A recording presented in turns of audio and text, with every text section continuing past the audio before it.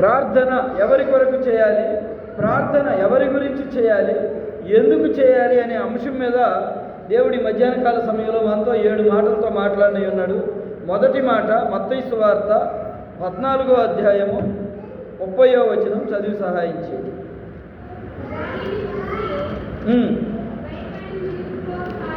14:30 14వ అధ్యాయం 30వ వచనం. అదే చదవండి, అమ్మాయిని చదువు. ప్రభువా నన్ను రక్షించమని కేకలు వేశాను.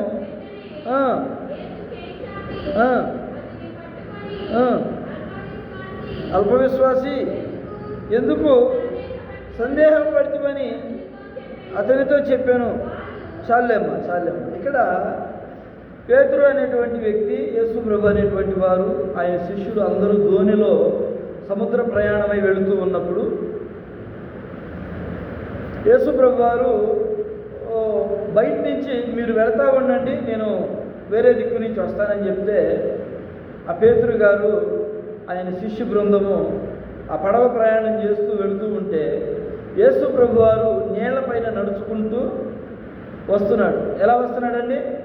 నీళ్లపైన, అలలపైన నడుచుకుంటూ వస్తున్నాడు. అయితే ఈ ధోనిలో ఉన్నటువంటి శిష్యులందరూ కూడా భయపడుతున్నారు. ఎందుకంటే ఏ మనుషుడు కూడా నీళ్ల మీద నడిచిన వాడు లేడు కదా ఈ రోజు వరకు కూడా. నీళ్ల మీద నడుస్తున్నాడు అంటే మొత్తానికి ఇది దెయ్యమేమోరా, ఈ సముద్రంలో చాలామంది పడవలు తిరగబడిపోయి చనిపోయారు, దెయ్యమేమో భూతమేమో అని అనుకుంటూ ఉన్నప్పుడు అప్పుడు యేసు ప్రభు వారు అంటారు, అయ్యా భయపడకండి, నేనే మీ స్నేహితుడిని, నేనే మీ యేసు ప్రభువుని అని చెప్పినప్పుడు అందరూ శిష్యులందరూ కూడా భయపడతా, నిజమేరా మన యేసు ప్రభు గారు అని ధోనిలో ఉండి పడవలో ఉండి అనుకుంటుంటే యేసు ప్రభు వారు నీళ్ల మధ్యలో నడుచుకుంటూ, నీళ్ల మీద అలల పైన నడుచుకుంటూ వస్తుంటే ఈ పేతురు అంటాడు, అయ్యా యేసయ్యా నువ్వు నిజంగా యేసయ్యవే అయితే నన్ను కూడా నడిపించు నీళ్లపైన అని అడుగుతాడు. ఇంకా ముందుకు చదివితే మీకు అర్థమవుతుంది. 25వ వచనం చూడండి. దానికి ముందు రాత్రి 4వ జామున ఆయన సముద్రము మీద నడుచుచు వారి యొద్దకు వచ్చెను. ఆయన సముద్రము మీద నడుచుట శిష్యులు చూచి తొందరపడి భూతమని చెప్పుకుని భయము చేత కేకలేశారు.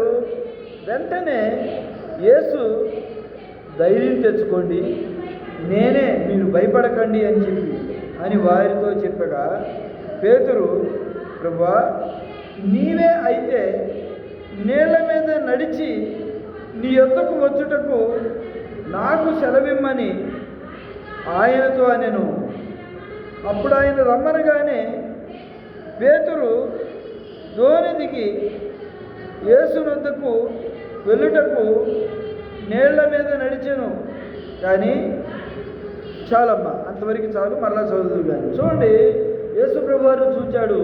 పేతురు అంటున్నాడు, అయ్యా నువ్వు నిజంగా యేసు ప్రభువే అయితే నన్ను కూడా నీళ్ల మీద నడిపించు అని అడుగుతున్నాడు. అప్పుడు యేసు ప్రభు వారు ఏమన్నారు? సరేనయ్యా నాతో పాటు నువ్వు కూడా దిగిరా అంటే యేసు ప్రభు వైపు చూస్తూ ఆయన మార్గంలో నడుస్తూ అలా ధోని దిగి నీళ్ల మీద నడవటం ప్రారంభించాడు. యేసు ప్రభు తర్వాత నీళ్ల మీద 2 అడుగులైనా సరే వేయగలిగిన వ్యక్తి ఎవరయ్యా అంటే ఎవరు? పేతురు. గుర్తుపెట్టుకోవాలి మీరు. యేసు ప్రభు నీళ్ల మీద నడిచాడు. ఆ తర్వాత ఆయన తర్వాత నీళ్ల మీద నడవగలిగిన వ్యక్తి ఎవరయ్యా అంటే పేతురేనండి. అయితే మధ్యలో ఏం చేశాడు? చదవండి ఇప్పుడు కిందకి. 29వ వచనం. ఆయన రమ్మనగానే ధోని దిగి యేసు వద్దకు వెళ్ళుటకు నీళ్ల మీద నడిచాడు. కానీ గాలిని చూచి భయపడి మునిగిపోసాగి ప్రభువా నన్ను రక్షించమని కేకలు వేశాను.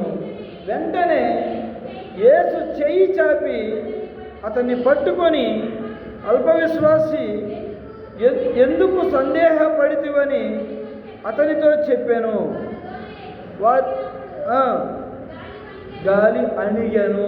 చాలమ్మా. చూడండి, ఇక్కడ చిన్న విషయం మనం అర్థం చేసుకోవాలి.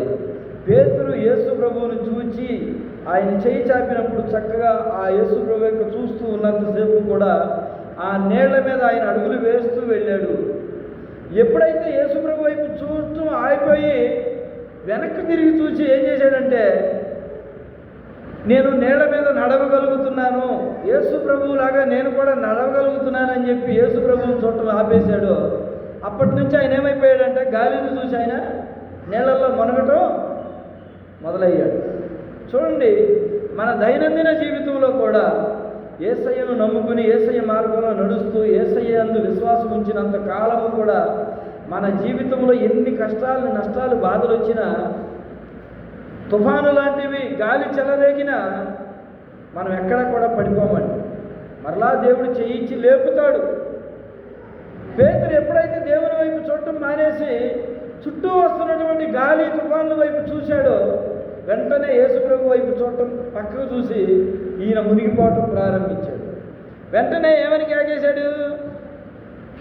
గాలిని చూచి భయపడి, ప్రభువా నన్ను రక్షించమని కేకలు వేశాడు. చూడండి అండి, యేసయ్యకు చూశాడు, యేసయ్య దిగిరయ్యా అన్నాడు, చక్కగా ధోని దిగాడు, నడిచాడు. ఎప్పుడైతే చుట్టూ వెనకాలో ముందో పక్కన ఎక్కడో గాలి రేగింది, ఆ గాలిని చూచి మునిగిపోసాగాడు. వెంటనే యేసు ప్రభు ఏం చేశాడంటండి,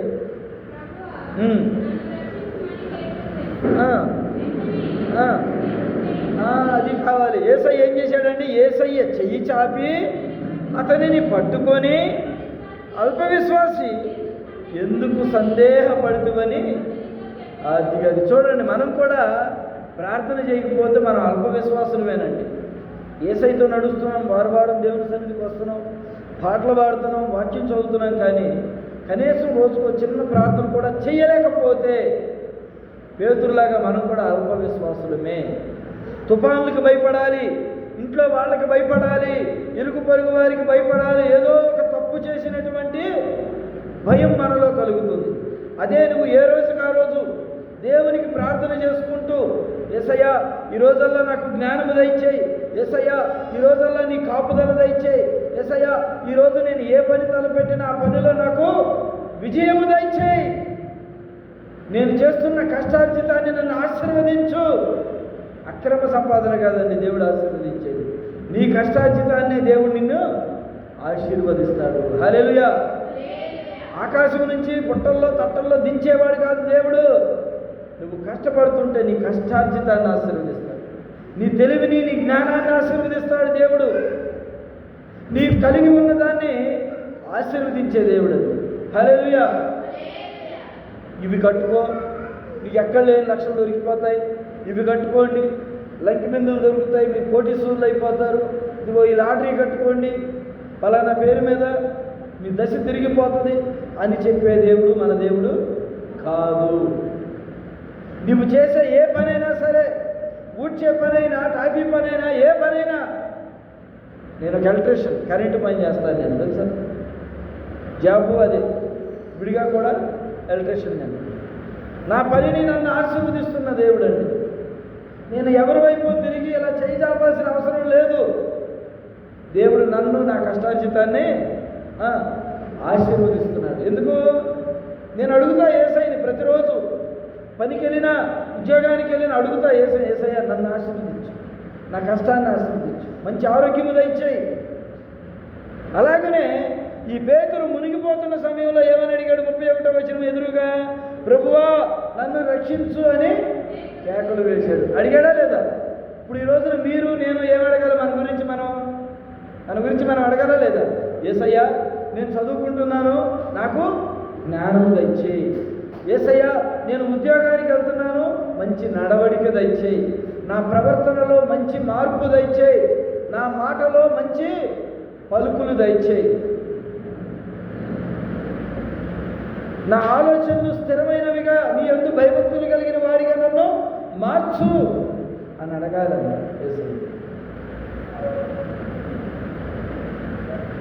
మనం తెలిసే తెలియక తప్పులు చేస్తాం.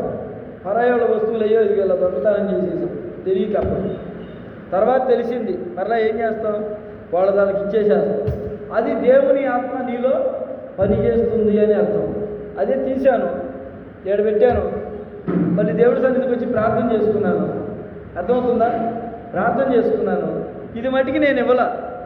నా ప్రార్థన దేవుడు ఆలకిస్తాడా? ఆలకించడా? ఆలకించడు. ఎందుకు?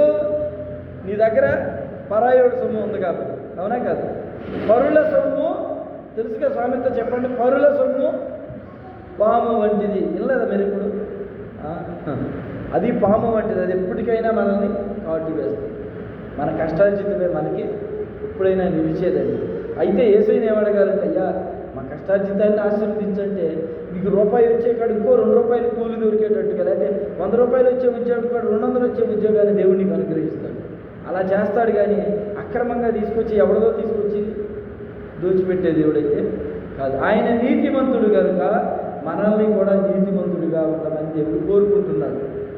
కాబట్టి పేతురు ఏమన్నాడు? ప్రభువా నన్ను రక్షించు, నన్ను కాపాడని అడిగాడు.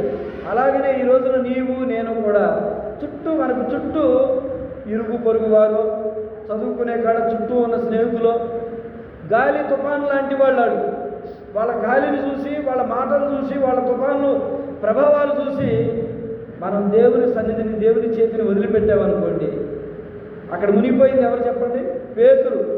పేతురేనా? అంతకుముందు దేవుని చూసి దేవుని మార్గంలో నేల మీద నడిచిన వ్యక్తి ఎప్పుడైతే దేవుని చూడటం ఆపేసి ఇటు గాలి వచ్చింది, ఇటు తుఫాను వస్తుందని చెప్పి దేవుని చూడటం ఆపేసి పక్కకు చూశాడో వెంటనే మునిగిపోవడం ప్రారంభించాడు. ఈరోజు నీవు నేను కూడా యేసయ్య మార్గానికి వస్తున్నాం, యేసయ్య మార్గంలో నిలుస్తున్నాం, దేవుని వాక్యం వింటున్నాం, పాటలు పాడుతున్నాం. ఇంత చేసి కూడా మనం చిన్న ప్రార్థన కూడా చేసుకోకుండా భయభక్తులు కలిగి దేవుని సన్నిధిని మనం అనుభవించకపోతే మనం కూడా పడిపోయిన స్థితిలోనే ఉండిపోతాం. మన ప్రార్థన దేవుడు ఆలకించలేడండి. వారం వచ్చి ప్రార్థన చేసుకుంటావా? ప్రతిరోజు 2 నిమిషాలు నా గురించి ప్రార్థన చేయొచ్చుగా అంటాడా అండి దేవుడు? కానుకలు ఏమన్నాడా? దశంభాగాలు ఏమన్నాడా? ఏమన్నాడు నేను? అవి నీ హృదయపూర్వకంగా నీకు ఇవ్వాలనిపిస్తేనే. దేవుడు ఎక్కడా కూడా మనుషుల్ని బలవంత పెట్టలేదు.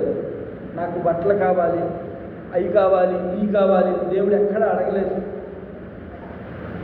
ఎప్పుడో పాత నిబంధన గ్రంథంలో ఇశ్రాయేలు ప్రజలను అడిగాడు. తర్వాత కాలంలో యేసు ప్రభు వచ్చి ఇవన్నీ కాదు, దేవునికి కావాల్సింది ఏంటంటే నీ మనస్సు, నీలో పాపము లేకుండా నువ్వు పవిత్రంగా జీవించాలన్నదే దేవుడికి ఇష్టమని యేసు ప్రభు కరాఖండిగా చెప్పాడు. ఇప్పుడు చెప్పండి, దేవుడికి ఏం కావాలి? విరిగి నలిగిన మనస్సుతో దేవుణ్ణి మనం స్తుతించి ఆరాధించి ప్రార్థన చేస్తే మన ప్రార్థన దేవుడు తప్పకుండా ఆలకిస్తాడు. ఈ బిడ్డల గురించి ప్రార్థన చేయడం నేర్చుకోండి. కుటుంబంలో తల్లిదండ్రుల గురించి ప్రార్థన చేయండి. మొదటి మాట అప్పుడు చదివిన దాంట్లో మన గురించి మనం ప్రార్థన చేసుకోవాలి. పేతురు తన గురించి అడిగాడు కదా, యేసయ్యా నన్ను రక్షించు, నన్ను కాపాడని అడిగాడే. అలాగనే నీవు కూడా అడగాలని మొదటి మాటగా దేవుడు చెప్తున్నాడు. రెండో మాట యాకోబు పత్రిక 5వ అధ్యాయం 16వ వచనం చూడమ్మా. యాకోబు పత్రిక 5వ అధ్యాయం 16వ వచనం. శ్రద్ధగా చదవండి, అందరు బైబిల్ తెరవండి. పేజీ నెంబర్ 213, లాస్ట్ పేజీలో ఉంటుంది 213. చదవమ్మా. మీ పాపములను ఒకరితో ఒకడు ఏమన్నాడండి ఇక్కడ? ఒప్పు. మీరు స్వస్థత పొందినట్లు ఒకరి కొరకు ఒకడు ప్రార్థన చేయండి. అది నీతిమంతుని విజ్ఞాపన మనపూర్వకమైనదై బహుబలము గలదై ఉండును. చాలమ్మా. చూడండి, నీతిమంతుడు ఇందాక చెప్పాను చూడండి, ఆయన నీతిమంతుడు, మనం నీతిమంతులుగా ఉండాలని కోరుకుంటున్నాడు. వాళ్ళ సోషల్ మీడియాలో ఆ దేవుడు ఎక్కడో పరాయి దేశపు దేవుడు అండి, ఆ యేసు ప్రభు ఎక్కడో ఏ దేశపోడైతే మంచి చెప్పినాడు.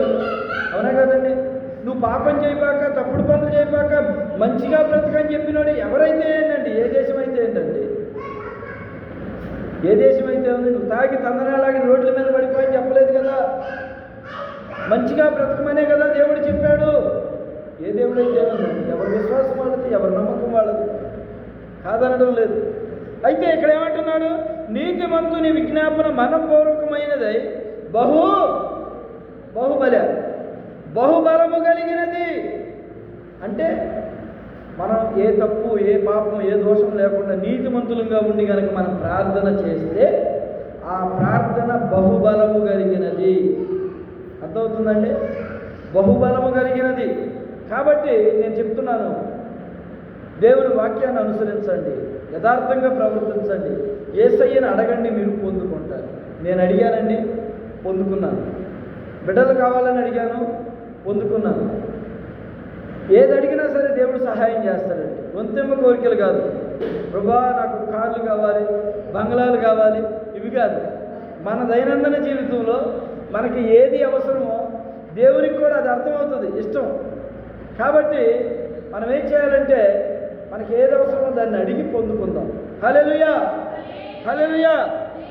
చూడండి, ఒకరికొకరు అసలు మాట ఏంటంటే, చదవమ్మ 16 వచనం మళ్ళీ చదవండి. ఒకరికొకరు ఒప్పుకోండి, మీ పాపాలను ఒకరికొకరు చెప్పుకొని ఒప్పుకొని మీరు స్వస్థ పొందినట్లు ఒకరి కొరకు ఒకరు ప్రార్థన చేయండి. అర్థమవుతుందా? ఒకరి గురించి ఒకరు ప్రార్థన చేసుకోవాలి. నేను అందుకే అంటాను, మీ పేర్లు రాసి ఉండండి. ఎందుకు అడిగానంటే, మీ పేర్లు ఇస్తే ఎప్పుడు వచ్చేవాళ్ళు అనుకో నాకు ఆటోమేటిక్గా గుర్తుండిపోతాయి ఈ పేర్లు, అవునా కదా?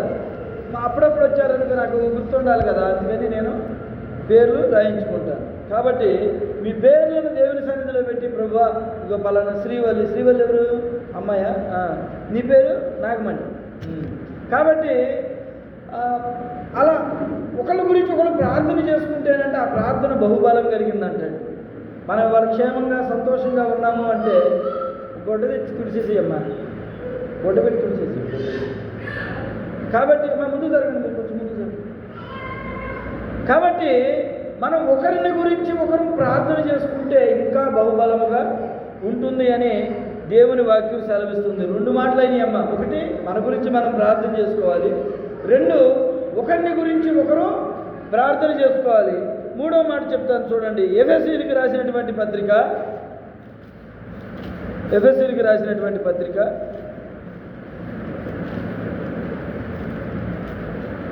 6వ అధ్యాయం 18వ వచనం చూడాలి. ఆత్మ వలన ప్రతి సమయమునందును ప్రతి విధమైన ప్రార్థనను విజ్ఞాపనను చేయుచు ఆ విషయమై సమస్త పరిశుద్ధుల నిమిత్తము పూర్ణమైన పట్టుదలతో విజ్ఞాపన చేయుచు మెలకువగా ఉండుడి. ఏ విషయంలో ఉండాలంట? మనం ఏ విషయంలో ఉండాలంట? ఆత్మ విషయమైనటువంటి ఆత్మ వలన ప్రతి సమయమునందును ప్రతి విధమైన ప్రార్థన విజ్ఞాపనలు చేయుచు ఆ విషయమై సమస్త పరిశుద్ధుల నిమిత్తము పూర్ణమైన పట్టుదలతో విజ్ఞాపన చేయుచు. పట్టుదలతో విజ్ఞాపన అంటే ఏంటి? పట్టుదలతో ప్రార్థన చేయాలి. ఒకటి నువ్వు సాధించాలనుకున్నప్పుడు నీకు ఫస్ట్ క్లాస్ రావాలండి. ఫస్ట్ క్లాస్ రావాలి చదువులో, ఏ క్లాస్ అయినా సరే, ఏ కాలేజీ అయినా సరే. అలాంటప్పుడు నువ్వేం చేయాలి? దాన్ని పట్టుదలతో చదవటం నేర్చుకోవాలి, పట్టుదలతో రాయటం నేర్చుకోవాలి. అప్పుడే కదా నువ్వు ఫస్ట్ క్లాస్ వస్తావు జీవితంలో. అలాగనే దేవుని దగ్గర కూడా నువ్వు ఏదైనా సాధించాలి అంటే నీ విజ్ఞాపన ఎలా ఉండాలంట? విజ్ఞాపన చేయొచ్చు, పట్టుదలతో విజ్ఞాపన చేయొచ్చు, మెలకువగా ఉండండి. కాబట్టి మనం ఎలా ఉండాలంటే ప్రార్థన చేసేటప్పుడు మెలకువ కలిగి అంటే బయటికి వెళ్తున్నాం, చిన్న ప్రార్థన చేసుకుని బయటకు వెళ్దాం. బయటికి వెళ్ళి అన్ని పనులు చూసుకుని వచ్చేసాం, మరలా చిన్న ప్రార్థన, ప్రభువా పనులన్నింటిలో నీ కాపుదల దయచేసావయ్యా, నీకు స్తోత్రం అయ్యా. మీరందరూ వెళ్ళిపోయిన తర్వాత నేను ఇక్కడ మోకరించి చిన్న ప్రార్థన చేస్తా. ఏమన్నా తెలుసా? ప్రభువా నీ బిడ్డలు నీ సన్నిధిలోకి వచ్చారు, నువ్వంటే భయభక్తులు కలిగిన బిడ్డలయ్యా, వారికి ఏం కావాలో మీరు సహాయం చేయండి. తెలుసో తెలియక ఏమైనా తప్పు పాపదోషములు ఏమైనా చేసి ఉంటే క్షమించండి, వాళ్ళని పరిశుద్ధులుగా మార్చండి. ఈరోజు ఆరాధన అంతా కూడా జయకరంగా జరిగించావయ్యా. పిల్లలు పెద్దల ద్వారా ఏ ఆటంకాలు కలగకుండా నీ ఆత్మను మా మధ్యలో నిలిపావయ్యా అని ప్రార్థన చేస్తాం. అలాగనే పట్టుదలతో మీరు కూడా మీకు ఏవి కావాలో అవి ప్రార్థన చేయటం నేర్చుకోండి. పరిశుద్ధుల నిమిత్తం ప్రార్థన చేయాలంటే, పరిశుద్ధులు అంటే ఎవరు? నీకు వాక్యం బోధించినటువంటి మేమున్నామా? మా గురించి మీరు ప్రార్థన చేయండి, మేము మీ గురించి ప్రార్థన చేస్తాం. ఇందాక చెప్పిన అంశం ఎందుకు, ఒకరి గురించి ఒకళ్ళు, మీ తోటి వారి గురించి, మీ అక్క చెల్లెళ్ళ, లేకపోతే తోటి సహోదరు గురించా, ఇంకో సహోదరు గురించా, ఆ సమస్యలు ఏమైనా ఉంటే మీరు అక్కడ చర్చించుకుని మాట్లాడుకుని ఒకరికొకరు ఆ సమస్యల గురించి ప్రార్థన చేసుకోవాలి. ఒకటి. రెండు, పరిశుద్ధుల గురించి, అంటే ఇక్కడ వాక్య బోధన జరుగుతున్నటువంటి వారు కావచ్చు, లేకపోతే మన గ్రామంలో ఉన్న సంఘాలు, సంఘ కాపర్లు, సంఘస్థులు ఉంటారు కదా, వారి గురించి కావచ్చు, ప్రపంచవ్యాప్తంగా దేవుని పరిచర్యలు ఎక్కడెక్కడైతే జరుగుతున్నాయో వారి గురించి కావచ్చు, ప్రతి ఒక్కరి గురించి కూడా మనం ప్రార్థన చేయటం నేర్చుకోవాలి. పరిశుద్ధుల గురించి కూడా మనం ప్రార్థన చేయాలి అని దేవుడు చెప్తున్నాడు. చూడండి ఇంకో యాకోబు పత్రిక 5వ అధ్యాయం 14వ అధ్యాయం 5వ అధ్యాయం 14-15 వచ్చినారు. చూడండి, యాకోబు పత్రిక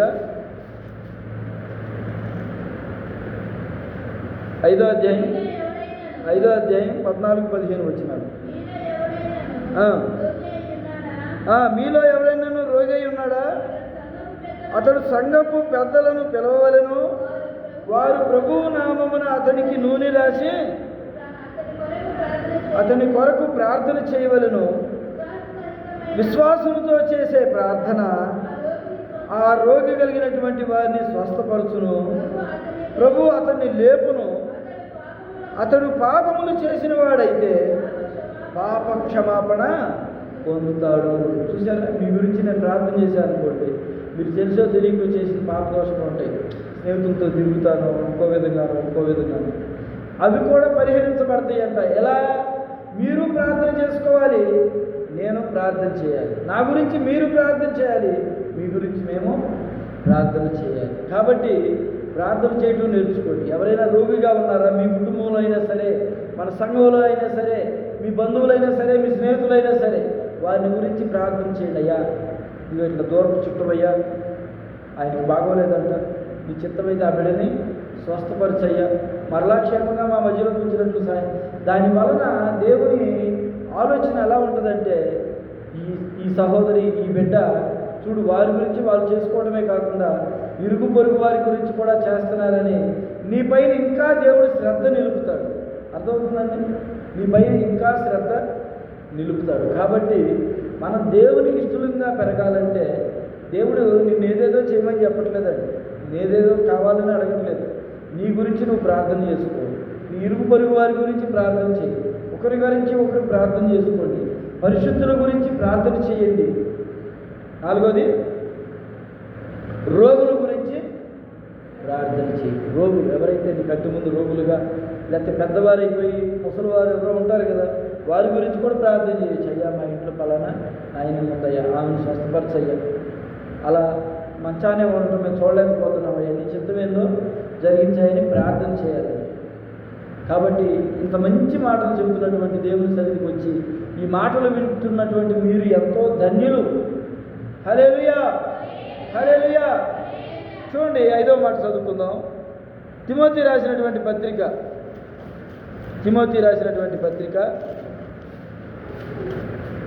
మొదటి తిమోతి పత్రిక 2వ అధ్యాయం 1-2 వచనాలు చదవండి. 2వ అధ్యాయం.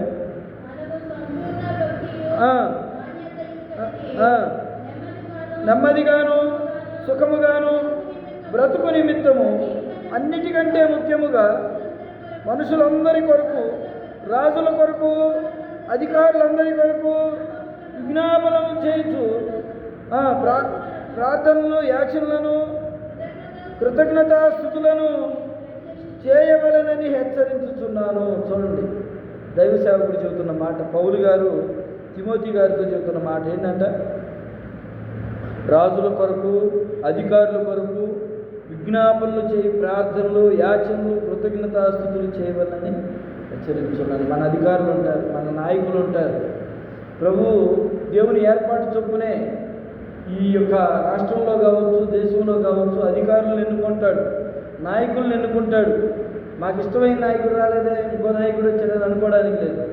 దేవుని ఆజ్ఞ లేకుండా, దేవుని ఆలోచన లేకోకుండా ఎవరు కూడా అధికారులు అవ్వలేరు, నాయకులు అవ్వలేరు. కాబట్టి ఈ రోజున మన నాయకులు మనల్ని ఎన్నుకొని మనం పరిపాలన చేస్తున్నారు. కాబట్టి వారి గురించి మనం ఏం చేయాలంటే ప్రార్థన చేయాలి. అధికారుల గురించి, నాయకుల గురించి, అవునా, రాజుల గురించి.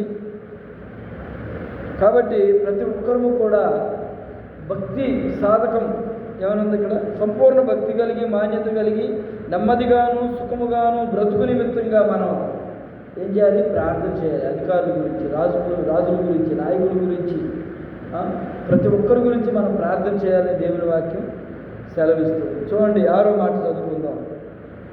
మత్తయి సువార్త 5వ అధ్యాయం 44 వచ్చింది. ఈ మాట చాలా వెరైటీగా ఉంటుంది, చదవండి.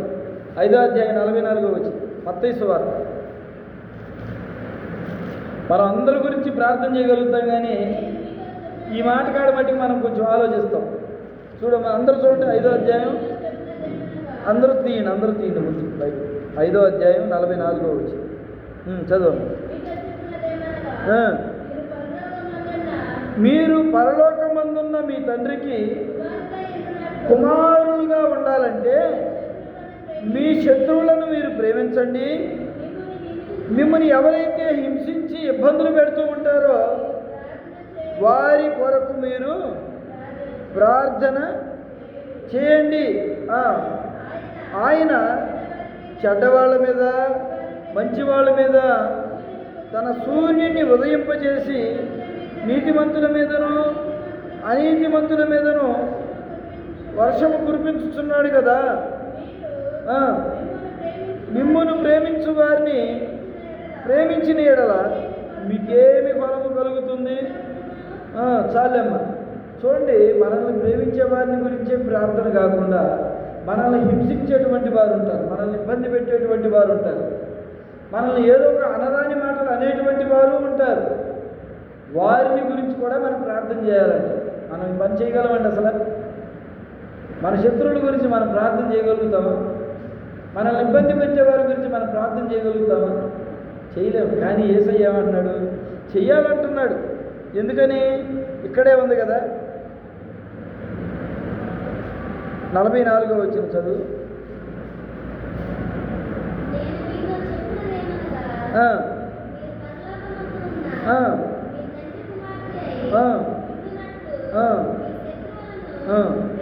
చాలా చదివారుగా.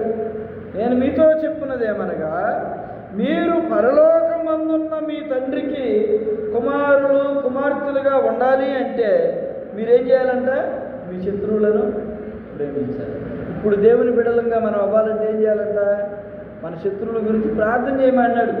వెళ్ళిపోయి శత్రువు దగ్గరికి వెళ్ళిపోయి చేతులు పట్టుకుని, కాళ్ళు పట్టుకుని, నన్ను క్షమించని అట్లా నా మనసులో నీ గురించి ఏ శత్రుత్వం లేదు అని యేసయ్య సన్నిధిలో యేసయ్య దగ్గరికి వెళ్ళి ఒప్పుకుంటే చాలు.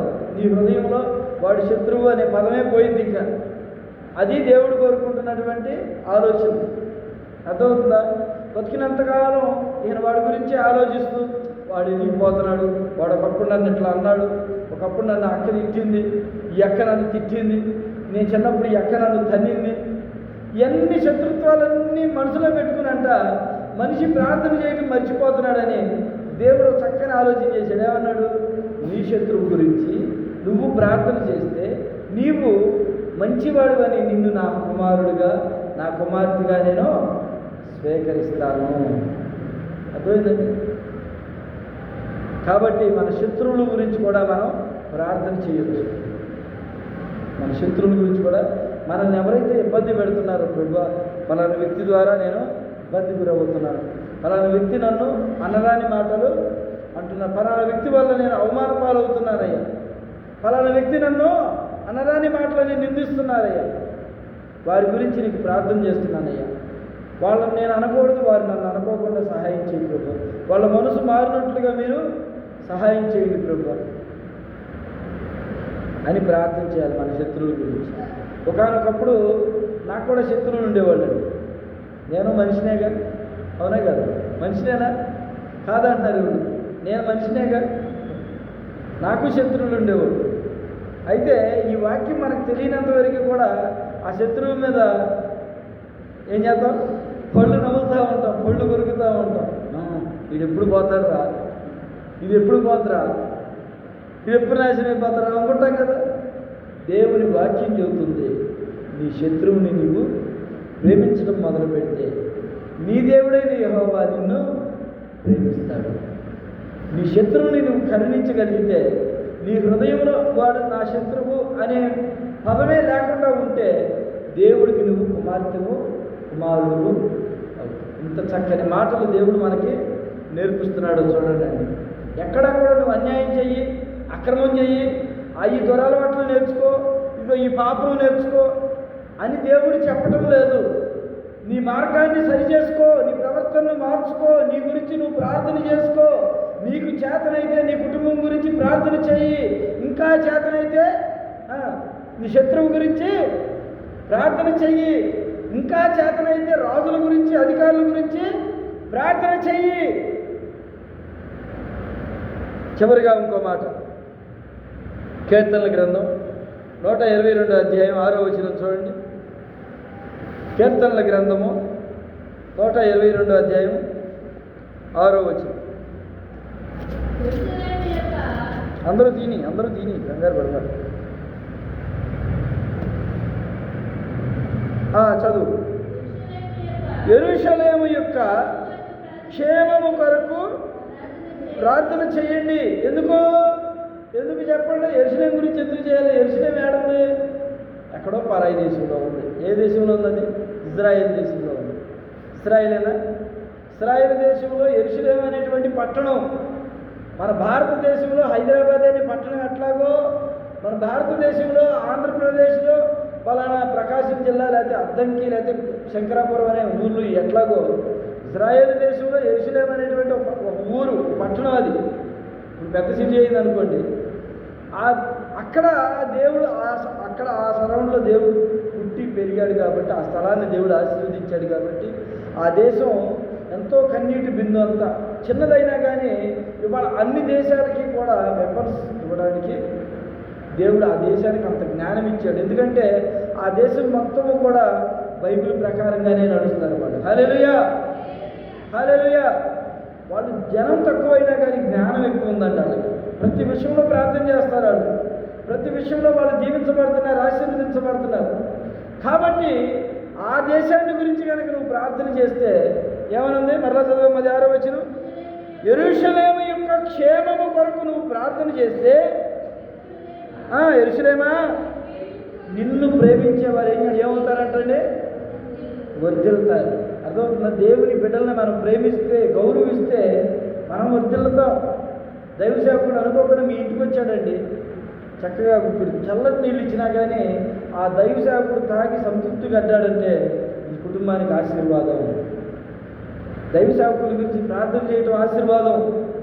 అట్లాగే యెరూషలేము పట్టణం గురించి కూడా మనం కనుక ప్రార్థన చేస్తే దానివల్ల మనకు ఆశీర్వాదం. యెరూషలేమా నిన్ను ప్రేమించువారు వర్ధిల్లుదురు, నీ ప్రాకారములలో నెమ్మది కలుగునుగాక, నీ నగరులలో క్షేమము కలుగునుగాక, నా సహోదరుల నిమిత్తము, నా సహవాసుల నిమిత్తము నీకు క్షేమము కలుగునుగాక అని నేను అందును.